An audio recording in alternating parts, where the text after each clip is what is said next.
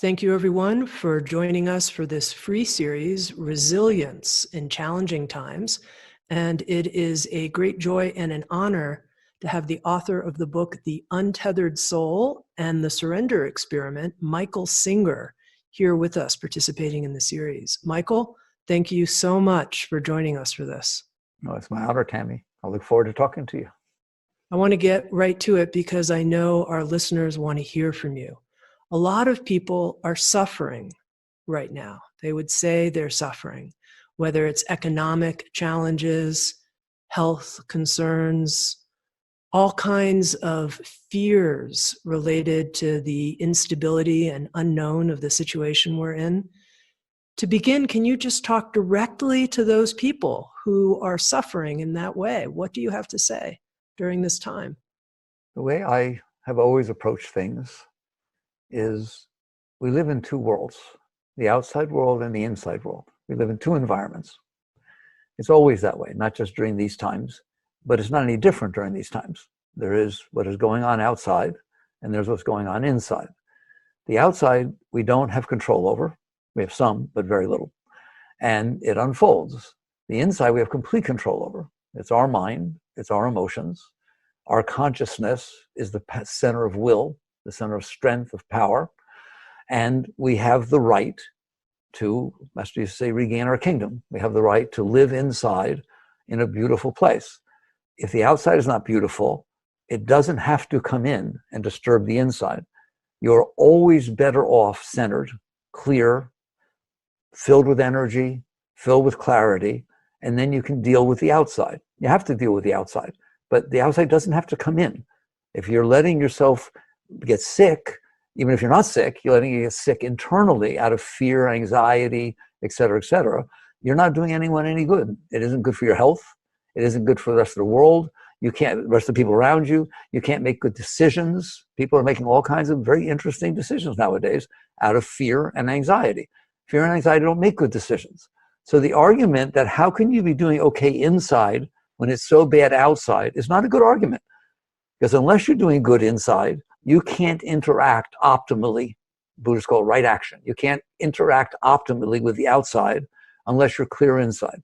So I've always taken the position, as the essence of the true spiritual teachings, that you have a responsibility to reach a state where you are calm, clear, open, filled with good energy, so that you can come forward and do the best that you can with the moment that's unfolding in front of you. If it is helping other people, good, you need to be clear. If you come up to a car accident, but you're afraid of blood, all right, so you can't help anybody. You need to be okay with situations in order to serve them, in order to bring the best of your being into the moment. So this moment is no different. You start with realizing you don't have a right to let all the work, most of your viewers have done work on themselves.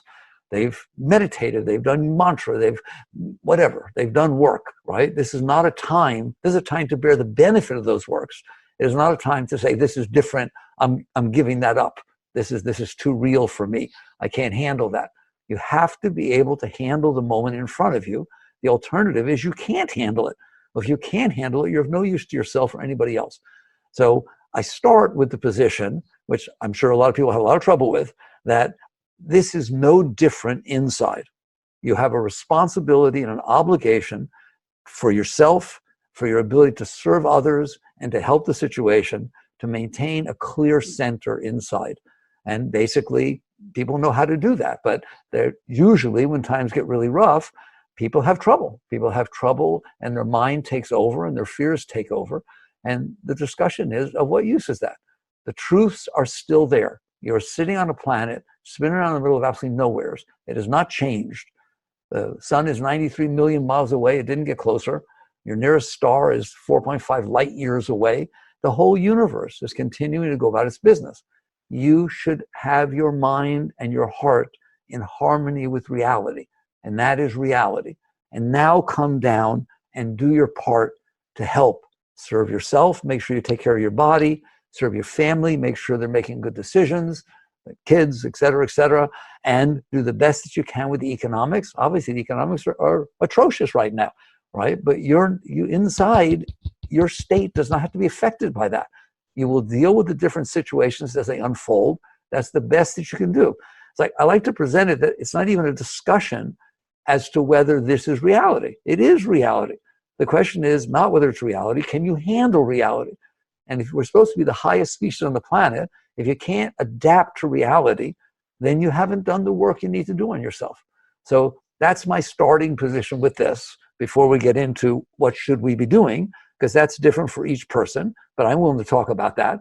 What is the highest action? But if you're not clear and you're all scared and you have all kinds of anxiety and you're worried about what everybody else is doing, et cetera, which you have no control over, then you have not done your primary job, which is to hold yourself together, to have a sense of clarity, to remember that the universe doesn't belong to you or anybody else. It belongs to itself. It created itself, God, however you want to look at it, science, God, all right? And this is part of reality. This is part of the universe. So that's the starting position, is that there's two environments, the outside and the inside. The outside should not be affecting the inside. The inside belongs to you. You should be feeling love, compassion, openness, clarity, strength, so that you can come forward during these difficult times and do the best that you can. Was it Roosevelt who said the only thing we have to fear is fear itself, right? The only thing that you inside that you can mess up is that you're not willing to stand up, do your mantra, do your meditation, do your practices, and realize this does not touch those. The self cannot get a virus. The self cannot die. These are the times to understand the Gita, to understand the deep teachings that have been given to you. Now, from that point, come forward and do the best that you can to serve the moments that are unfolding in front of you. Now, Michael, I'm imagining a listener who conceptually is with you 100%. They want to have, I want to have control and clarity and love and peace on the inside, especially when I go to do my spiritual practices. And yet, there can be, I think, during this accelerated time of disruption for many people, a kind of breaking through of panic. And it's like, what do I do then? You know, my normal meditation practice, I thought it would be there for me, but it's not working so well right now. Yes. So we have a dear friend in common named Ram Dass, bless him. He used to say something that I've held on to for my entire adult life, my entire spiritual life. Use it to go to God. You will go through many different situations as you go through your life. They're unique. This is very unique. Hopefully we'll never have to go through this again. Hopefully it will be over very shortly, all right? Did you use it for your spiritual growth? Did you use it to let it hit? Because it's going to hit the stuff that's left inside of you, what we call the personal. The personal is not comfortable with any of this. But the whole idea of spiritual growth is to let go of the personal. So are you willing to do your best? You're not going to be perfect. It's a difficult time, all right? If your meditations are not deep, that's fine. There's nothing wrong with that. Don't get down on yourself or don't cause more trouble because of that. The question is, are you willing to look and see why? Are you willing to see some deep anxieties, deep fears, maybe deeper than you used to looking at, and say, this is a time to not let them go. I can say you let them go and they're gone, all right? But are you willing to work with them? Are you willing to do the best you can when they come up to relax, release, calm, and realize that is the major part of what you're going through, is to use it for your spiritual evolution. Tough times are when you grow the best, like breaking through, right? That's the teachings. And so you have this opportunity to do it. You will not do it perfectly. You know, if you have fears, you're not going to go into deep meditation. But even the work that you do, just sitting there, or any other work that you're doing on yourself, if you're willing to relax every time the anxiety comes up, every time the thoughts of disaster and fears, give them to God. Let them go. Use this time to get closer to the depth of your being, because you hopefully don't have to go through it again. And you'll find out that if you do that, that it carries you for the rest of your life and beyond that. You did the spiritual work that you're supposed to be doing. Earth is a place where souls are sent to evolve. That never changes. That is what's going on. Are you willing to at least do your best? It doesn't matter how good it is. Just do your best to use this situation to let go of the lower self and to keep your connection with something higher. If that's your intent, just your intent is all I ask for, it's good enough. Even no matter whether it looks better inside or not, if your intent is to do that in the midst of these times, you will get helped. Plenty of things will happen. You'll see that. But it's just that giving up and throwing your arms up and saying, I can't help myself, it's just so scary. Don't do that. Work with yourself. Always do your best to work with yourself. So that's how you use times like this. You use them to go to God. You'll look back on them someday. They're going to be over, right? Did you use it well? Mm-hmm. Now, Michael, in your online course with Sounds True, Living from a Place of Surrender, here's a quote. The mind can be a dangerous place or a great gift. And I think during this time, many people are finding their minds to be a dangerous place.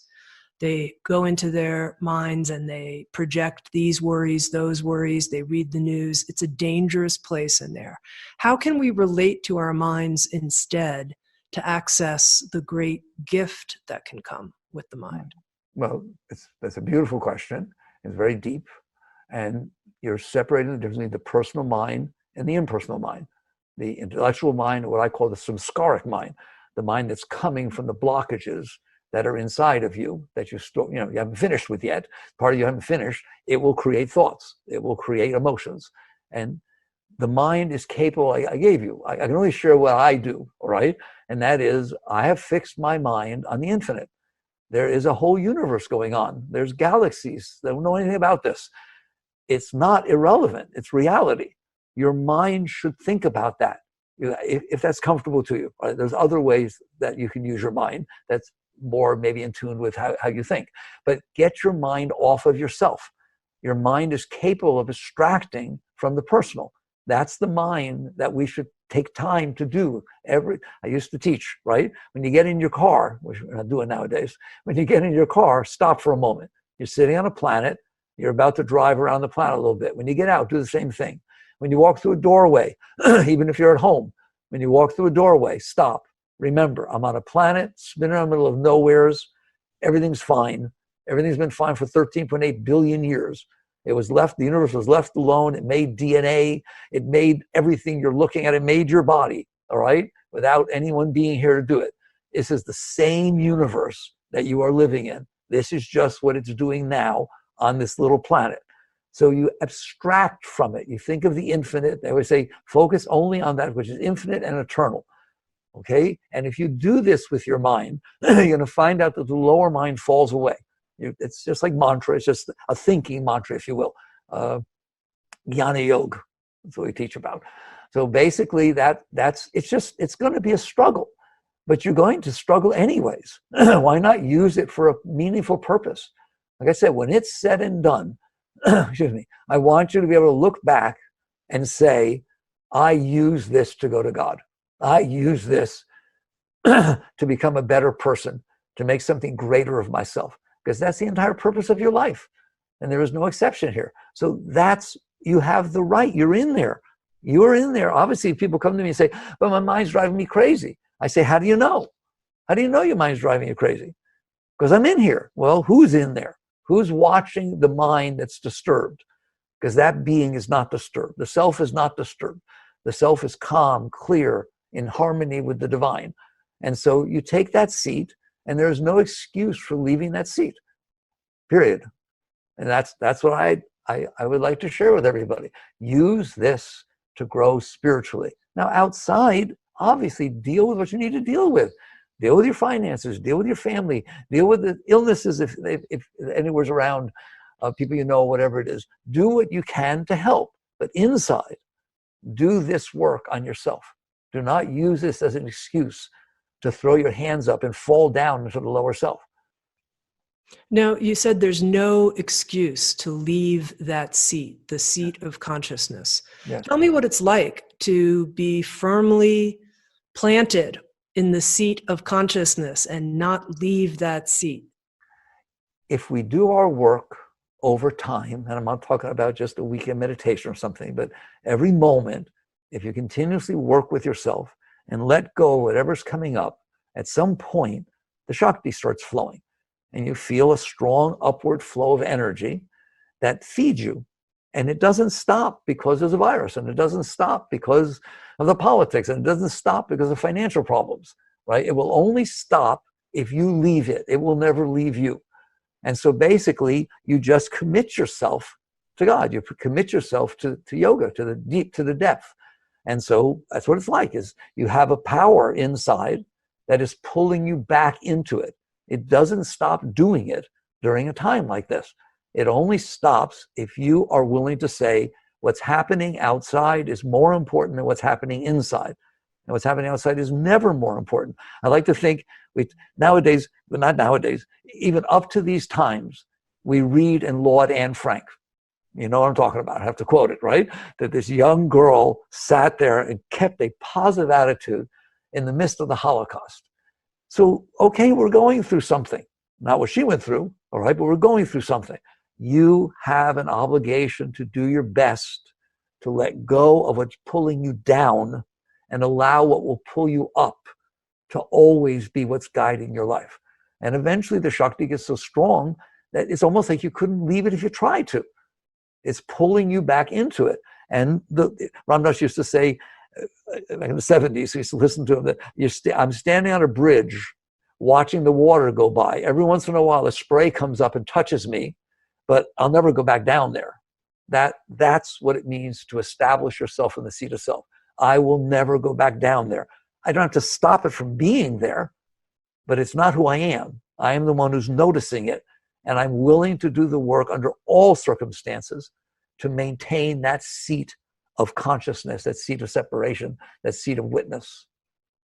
Okay, I'm going to keep going with this, with the challenge of our times, Michael, and have you talk directly to that person who either has recently received a COVID-19 diagnosis or is quite certain that they probably have the virus, even though they haven't been confirmed.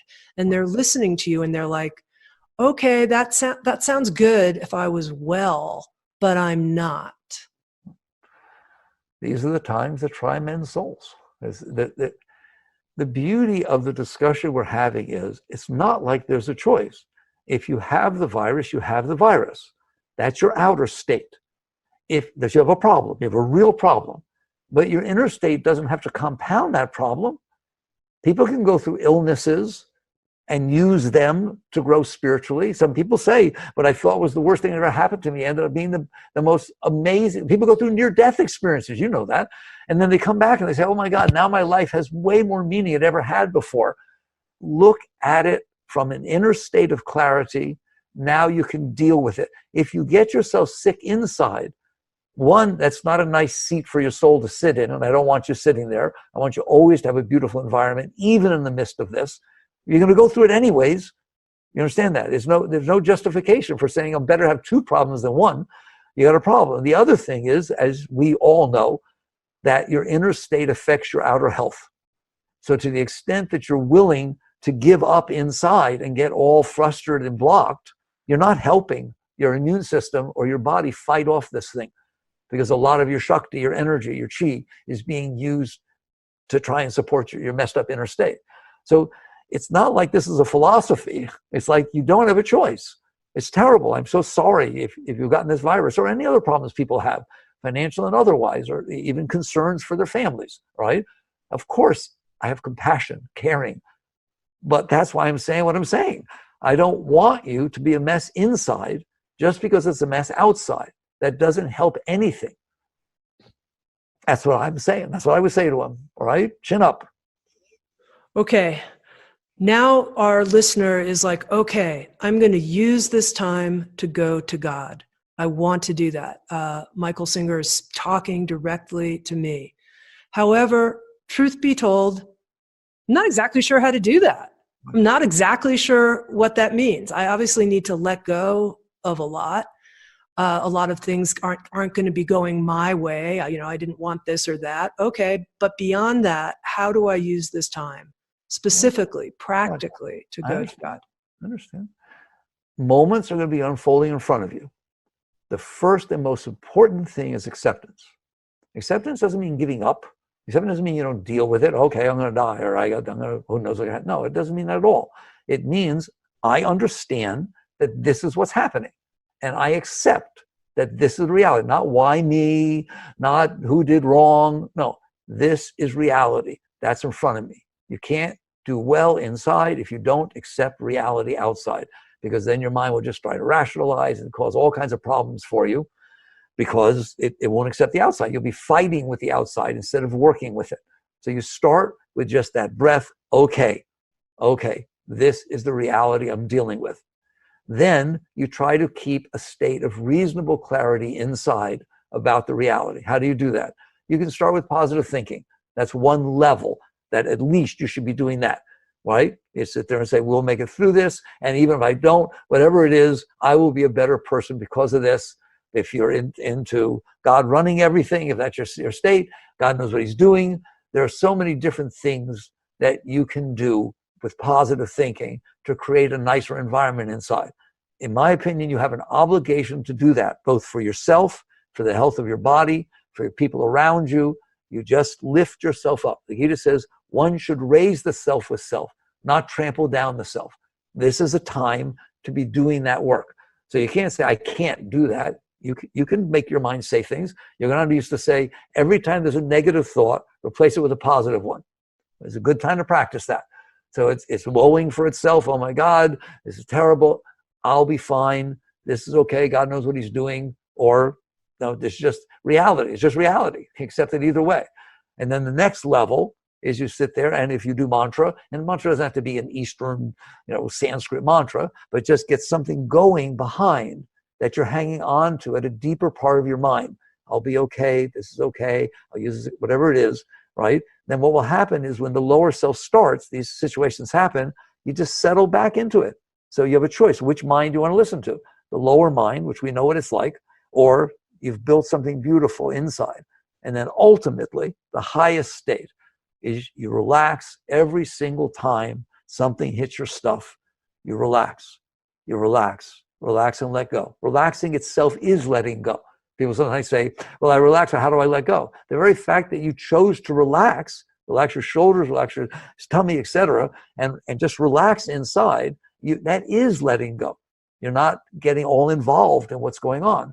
So that's the highest state, is you just keep letting go. And the worse it is, the better. You just keep letting go. You just to commit yourself. I'm going to use this.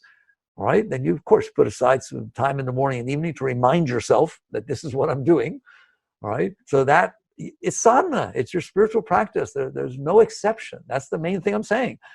It's not like you put it aside. These are the reasons you do the work on yourself. And this is an excellent opportunity to do so. Okay, just two more questions for you, Michael. Here's the first one. That person who says, I'm in an okay place right now. I'm all right. I'm sheltered at home. I'm well provisioned. But I feel so much pain for the suffering that other people are going through. When I listen to the news and I hear about people lying on the floors in hospitals, and it hurts so much. I don't even know how to take this in and process through it. Right. What do you have to say to that pain? I know that you have a particular affinity toward the Buddhist teachings, and the Buddha said that the highest emotional state is compassion. That when you're clear inside, that's the one that you feel. So it is natural to feel compassion. That's different than sympathy. That's different than, oh, I don't want to be there, right? So if you clear out your personal stuff, you will feel that, but there's nothing wrong with that. Mayor Baba said that when you feel deep compassion, you're burning off what's closing your heart. You're allowing your heart to fully embrace the world, all right? In fact, Mother Teresa once said, we were working with some of her quotes, and she said, may my heart my heart break open so much that the whole world falls in. So you're saying, what happens if the whole world starts to fall in? My heart can't handle it. Let it handle it. Open it up. Let it feel completely deeply. It shouldn't make you weak. It actually makes you strong, because that's the ultimate of acceptance. You're accepting the reality that's going on. It fits inside of you. People say, I want to go to God. They don't mean it, because God is everything. So here you have part of everything coming into your life. Are you willing to feel it? Are you willing to open? Are you willing to let compassion take over your entire heart? Your heart should be completely open. The struggle is when you say, I can't handle this. I don't want to feel this. This is not right. You follow me? Then you're resisting the opening of your own heart. So again, may my heart break open so fully that the whole world falls in. That's Mother Teresa. That's a beautiful answer. Thank you. And then finally, Michael, I think a lot of people are trying to understand what's happening from an evolutionary standpoint. Is there a meaningful story behind this shift that's happening in terms of our recognition of our interdependence? You know, people are telling the story from the Earth's perspective, XYZ. How do you see this time? No one's going to like my answer. I literally do not allow my mind to do that. All right. To me, it is not my place to understand. It is my place to serve, to honor, to respect. Of course, we can all put it together different ways because it helps us feel better. If we think, oh, this is an evolutionary change that's going to help everybody, it's easier to go through, right? But your mind doesn't know anything. At least mine doesn't. Excuse me. My mind doesn't know anything. I've learned that a long time ago. And so what it does is try to put patterns together so it feels more comfortable. I can rest on that. All right. So I don't do that. I just basically look at the reality, let it touch whatever it needs to touch inside. And it's not going to change things because I think it's one way or another. Like if now I understand, it doesn't matter if I do or I don't. It's not going to change a single thing. All right. And all it's going to change is how I behave. You understand that? If I think I understand, it can affect my behavior. I would rather let honesty, truth, reality, God be what's affecting my behavior as opposed to a thought pattern that I glued together. I hate to talk like this because people really like those thought patterns. To glue those together and say, now this is what's going on. So it's all about. I actually really liked your answer. So just to surprise you. And just to end, Michael, I want to share something with you. I haven't told you, but you created a course, What Sounds True, Living from a Place of Surrender. And the thing I haven't told you is that often when I wake up in the middle of the night and I can't go back to sleep, I just say those words to myself, living from a place of surrender. And somehow it connects me to the feeling tone of your teachings. And I noticed the worried part of my mind that had me wake up in the middle of the night. There's a quieting and a relaxation. And I think actually, believe it or not, a mantra for our time could even be those words, living from a place of surrender. They're very powerful words. Thank you. Thank you. It's a pleasure talking to you. Thank you so much. Very Michael clear Singh. being. It's fun. It's fun to share with you. I love interactions we have. Thank you. Thank you. May we all use this time well. Thank you. Namaste.